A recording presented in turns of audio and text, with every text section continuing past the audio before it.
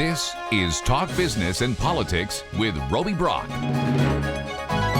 Welcome to today's Talk Business and Politics Daily. I am Roby Brock. Thank you for joining us. All right, we have been talking for the past couple of weeks about what's going on in Arkansas's pharmacy industry. We have heard that pharmacists are not being reimbursed at a rate that is profitable to them for certain drugs that they perform there. This is a complicated ecosystem with many different legs to the stool. We have insurance companies, we have pharmacy benefits managers, which are PBMs, we have the pharmacies themselves. There are also wholesale drug manufacturers and folks that sell to the pharmacies themselves. I'm here with one leg of the stool here, which is the PBM stool here, the Pharmaceutical Care Management Association. We have Lauren Rowley with us and Melodie Shrader with us. Thank you both for being here. Appreciate it. Thank you. All right, and welcome to Arkansas, because you guys get to do this all over the country, and and so Arkansas is happy to have you here. Let's walk through some PBM, some pharmacy benefits managers economics for me. Kind of explain how this works. Melodie, I'll let you go first on this. You have the health insurance and the PBMs negotiate what? So the health insurance companies hire a PBM to manage their pharmacy benefit. We came into existence initially just to process claims, but over time, as the cost of drugs went up, it became very apparent that that the health insurance industry needed a focused expert to work in that arena. And so that's what PBMs do. We bring a lot of value to the proposition. I know we're called middlemen, lots of middlemen in various industries, but what we do is bring expertise. I don't view that as a negative term, by the way, so it's good sometimes. Thank you. Well, we don't either. But we bring the expertise needed to negotiate with both drug manufacturers. We put together formularies. We have experts in the clinical area to make sure that we have adherence, which is very important to the overall health of the patient.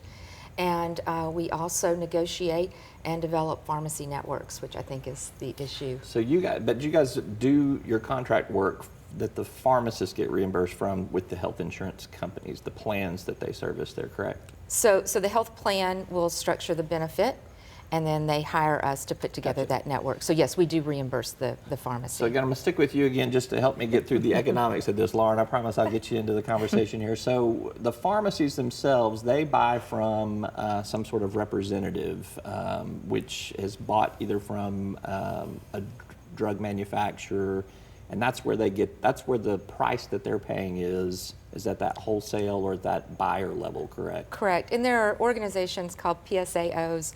The acronym is not important, but it's an organization that many independent pharmacies. It's a buying organization. It's a buying organization. They also may do back office work for them. They may do marketing for them.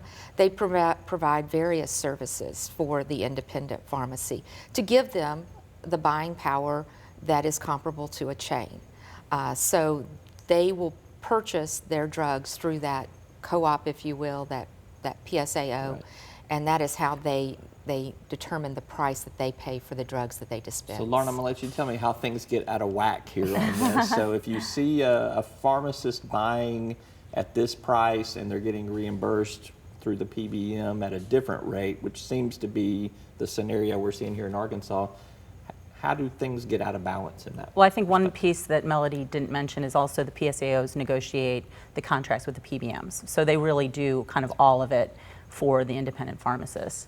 I mean, how it gets out of whack, frankly, is, there's thousands of generic drugs. So not just PBMs, but public payers, Medicare Part D, Medicaid, they reimbursed on something that's called a maximum allowable cost, or MAC list price. So basically it takes, if there's 100 drugs within a category, it takes kind of the median price and says that's the MAC price. And that's how PBMs structure their reimbursement to pharmacies.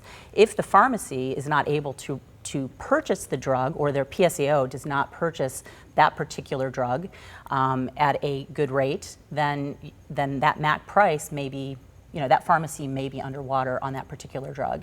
But again, it's a median price that it changes daily because the manufacturers change the price daily. Mm-hmm. So really PBMs do keep up with it on a very almost real-time basis, and that's kind of how it that works. Does that answer your question? Yeah, it does. Okay. What's your assessment of what's happening in Arkansas? Obviously, there's been a lot of controversy stirred up over the what's happening with the health insurance exchange plans in Arkansas. Tell me what your perception of what the problem is. My perception is that, I mean, the legislation that's put forward is special interest. I would love to come to the legislature and as a small business and statutorily get reimbursed, have them Right. guarantee me I'm a going to come back to the reimbursement. legislation that's Okay. being proposed, but just in terms of what you're seeing in the marketplace in Arkansas right Yeah, now. I mean, I think it's a new program. You expanded Medicaid, and that was under managed care versus fee-for-service, which is, the Medicaid reimbursement is fee-for-service, which is a different structure than having it in a managed care environment. And I think they ended up not getting reimbursed the same as they were in the fee-for-service, and therefore they got upset and went to the legislature. That's my 2-cent analysis. Melodie's probably been a little bit closer to it than I have, so she may What do have you some think, other Melodie? thoughts. Well, so the legislature has asked in Arkansas that we control cost in particularly the Medicaid expansion arena. I think I heard that a lot, that it's very important that they control those costs so that because the legislature in this case, or the state in this case, is the purchaser. So they're paying ultimately. So they don't want to spend 1 penny more than they have to on any healthcare service, not just pharmacy, but any healthcare service. So I think what happened was the health plan looked at it and said, we need to make sure that we're market-based, and asked the PBM to ensure that. And maybe, I think there's private parties now talking about what is the solution, and hopefully they'll come up with a market-based solution. The governor said he would like to see a market-based solution. I'm sure that a lot of people would.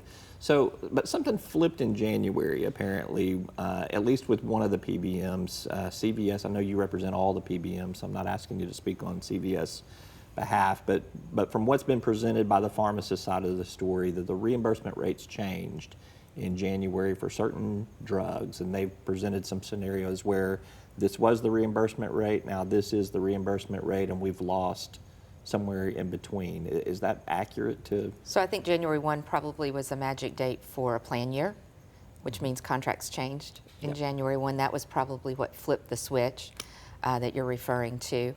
And again, I think that's private contracts, so I can't really address those. That was two parties that Right. we aren't familiar with. But obviously it was a new plan year, and reimbursement rates changed. And as Lauren said, fee-for-service, which is what you call your traditional Medicaid, reimburses differently than the marketplace. And I think that something changed with this plan year and this contract. Lauren, And I just wanted to add that, PBMs are administrators of benefit. So, they contract with a health plan that actually designs the benefit. And so, PBMs aren't creating something that isn't within the purview of the contract they have with their health plan clients. So that is really, Centene and Blue Cross Blue Shield in the state. They structure the benefit, and the PBM administers the pharmacy piece of it. I'll throw this open to either one of you. You talked about there are some private conversations going on about how to resolve this versus legislate a solution to this. What do you think? What do you hope happens in this private conversation? So I was spent all day yesterday up at the Capitol, talked to many legislators, the governor's office. I think they're all very hopeful and very confident that there will be a marketplace solution to this. What does that look like? Does that mean the reimbursement rates come up? Does that mean the contract gets renegotiated somehow? I'm not privy to those conversations, but I think everyone was confident that there would be a solution that we would see within the next week or so. Am I hitting on what this potential solution could be, at least in Potentially. theory? So. And I think so. the important piece of that is all the players have to come to the table. So it isn't just the Sure. PBMs and the pharmacists. It really is the the health plans have to also be part of that discussion. And the state, frankly, because it's their money, it's your taxpayer money. Sure. So obviously there has been this bill introduced. We talked about the potential legislation there. If I'm a PBM, I'm not wanting to go under further state regulation, I would think. What are the drawbacks of those? Because the role of PBMs has definitely changed and grown and expanded over the years, as you alluded to earlier. Should there be some further oversight or regulation from the state? We register as TPAs with the Department of Insurance today, and we certainly support that registration. Again, we are a vendor for health insurance companies. They are a regulated entity, highly regulated entity in the state. Highly regulated, as they will remind me often. That's right. And so that regulation flows through that entity to us. I mean, it is in our contracts that we have to abide by state law, and all of those regulations on the entity flow directly through to the PBM. The resolution that's been introduced, however, is much broader than just saying, oh, you have to register and have some regulation. Yeah. No, I read through it. It's got quite a bit of detail in terms of what you got to report, what you got to file, what's got to be on record, and then I guess it would be applicable to some state laws that are already on the books. Well, there are a lot of nuances in the bill that basically would say a PBM would become a claims processor, and that's about it, and that's not how you control cost in this arena. The broader implications, though, is beyond the issue that we're talking about today, which is Arkansas Works. It would reach out to every employer in the state. And I think that you're going to find that the Walmarts and the Tysons and the mom and pop organizations aren't going to be willing to pay a much higher price for their health care. And that's what this bill would do. Well, just my political observation here, it would be difficult for them to take up a non-appropriation bill in a fiscal session, so we'll see where that goes.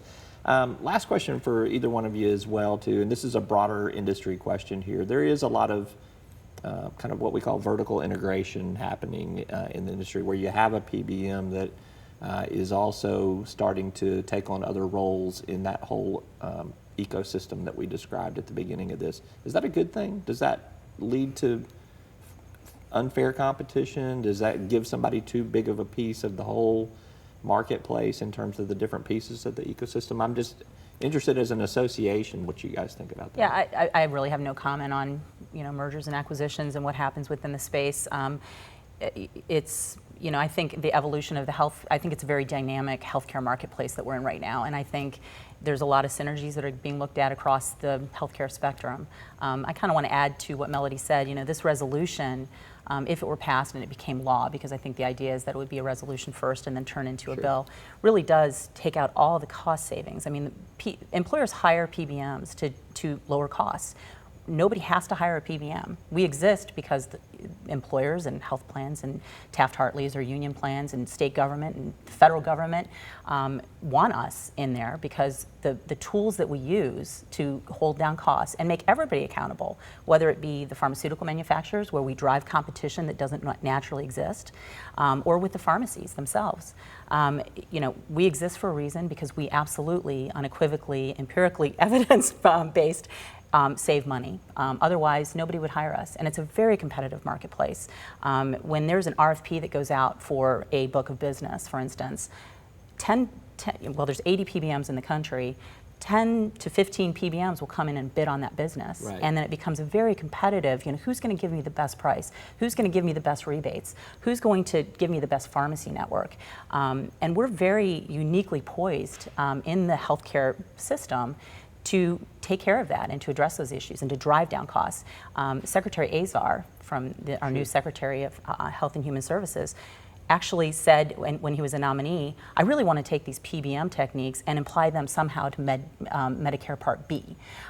So, I mean, it's just a proof, and he's former chair of Eli Lilly. So, I mean, he sees what PBMs can do to hold down the cost of drugs. But, to the point we're talking about here today, should we get together with everybody and try to come up with a solution that works for the independent pharmacists in the state, the payers in the state itself, who's ultimately paying for the Medicaid program, and the PBMs. Yeah, I do. I think that's a great idea. All right. Lots of disruption going on in the industry, lots of change and dynamism. I appreciate you very much, Melodie.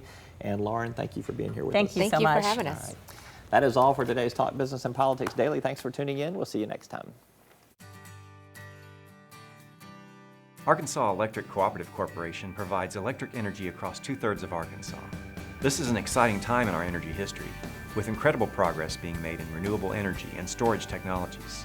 As our energy portfolio continues to diversify, we'll maintain an all-the-above strategy to provide reliable and affordable electricity. Ever since the first light bulbs were placed in our members' homes, the electric cooperatives have been the solutions provider for our members, and we want to continue that well into the future.